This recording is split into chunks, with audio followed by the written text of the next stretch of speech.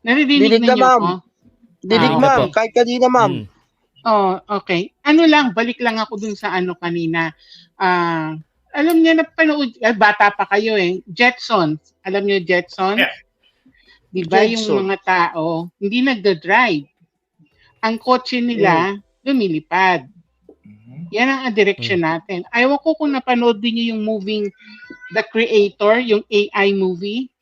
Yes. Yes, Magkahalo na ang tao at ang mga robots. Hindi na hindi, you can't even tell, like sabi nga ni Pao, hindi mo na alam kung yung mga kapareho natin na iba-iba na yung preference nila sa pagkakagawa nila bilang tao, lalo na yun, robot versus man. Hindi mo na alam.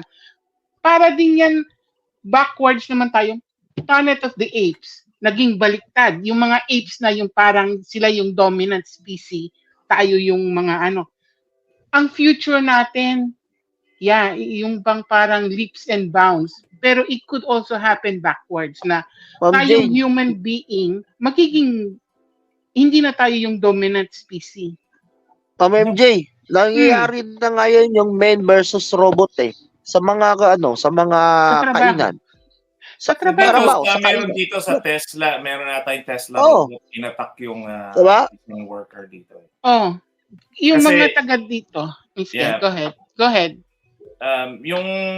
Tama ka dyan, MJ, yung future natin as far as technology is magiging advanced nga. I don't think in 100 years. I think probably like 10 to 20 years. Ngayon parang cyborg na tayo basically. Hindi tayo makakilos nang wala tayong cellphone. So basically lahat nandito pagising mo, nandiyan na lahat ng kailangan mo. Okay? Yeah. Kulang na lang i-embed na, no? It's gonna happen in the future, bro. I-embed na sa atin yan. Magiging cyborg tayo maybe in 100 years, magiging cyborg tayo. Yep. Imagine, si Elon Musk pare gumagawa na ng narinig niyo na ba yung Neuralink? Sir, Miss MJ na. Yung Neuralink basically yung company ngayon ni Elon Musk dito. Nalaman ko lang to sa pamangkin ko kasi nag-apply siya dun eh. So basically yung company yon ni Elon Musk, yung Neuralink, chip sa utak, i-implant sa'yo. Initially, para sa yun for medical purposes, sa mga hindi speech impediment, yung mga hindi makapagsalita, yung may mga Alzheimer's disease, para maayos yung brain. Yun ang initial na gusto initial purpose ni Elon Musk sa company niya. But then, pwede niyang i-evolve yun daw na yung plant na yun, makokontrol na yung remote control mo, yung pag pumikit ka, makikita mo na. Sensory basically. Pag-aaralan na nila yung wavelength ng TV mo. Pag makokontrol mo na basically sa implant ni Elon Musk. Okay? So ngayon, pag meron na nun, who's to say na hindi niya may implant yun sa phone? Diba? So, hindi na natin kailangan ng phone. And then ngayon, may ginagawa pa yung salamin, diba? Yung Google Glasses. Yeah. Salamin, who's to say in 10 years hindi nila gagawing contact lens yun? So, meron na tayong implant sa brain, yung salamin, magiging contact lens na palilitin nila yung microchip. Yung cellphone natin, mawawala na. So, ngayon, nandito na sa mata natin. Maglalakad tayo, pare, robot na tayo, man. I mean, I'm not saying that right now. It's possible kasi palit ng palit yung gusto natin eh. Pwede nyo bang gawin malit yan? Pwede. Ay, ayoko ng ganun. Pare, nadudulog ako ng pagkaganon. But that's where our future's gonna be. Kaya tayo, pero yung mga bata natin... Nanobots, pare. Yes. Nanotechnology. Oo. Yun, meron nakakapasok na yun para tignan yung mga cancer cells, pinapatay yung mga cancer cells na masasama. Robotics. Huwag ka mag-alala, Mark.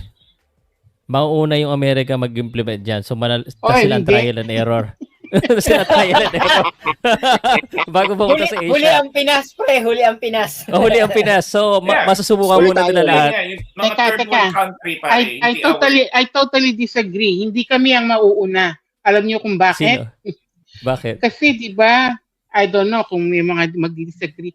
Di ba sorry galing din ako sa third world. Ang ginagawa, di ba, ginagawang ginipig yung mga sa third world, yung mga doon nila tinitest yan.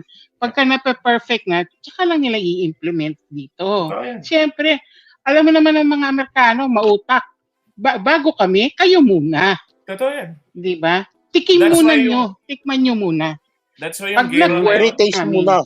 yung gera Okay, ngayon muna sa, sila. sa Ukraine and Russia, Ah. kayo muna bago kami.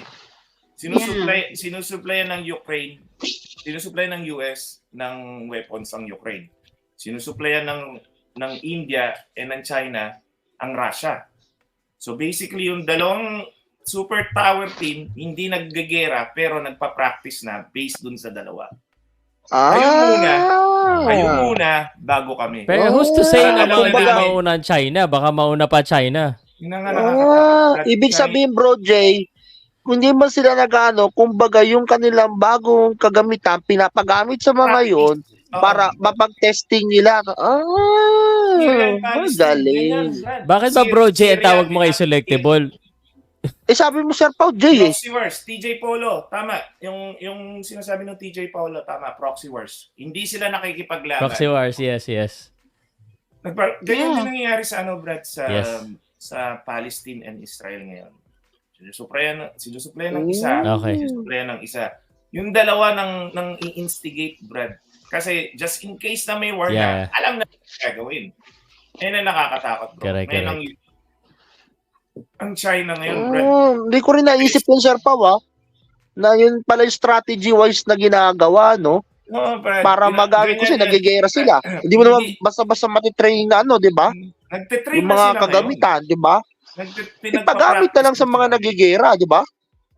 Nakakatakot niyan, Brad. Instead na tumulong sila doon, no? No, bro, instead na tumulong sila doon sa gera, ipagamit nila yung gamit sa gera. Business kasi yan, Brad, eh. Kasi nga sabi ko sa inyo sa Amerika, nabubuhay ang Amerika sa gera. Okay? Kung walang gera, yung mga company dito na gumagawa ng weapons, walang bibili. Oo. Teka, So, kailangan speaking nilang of... gumawa ng Basta, ingat gera. tayo dyan. Speaking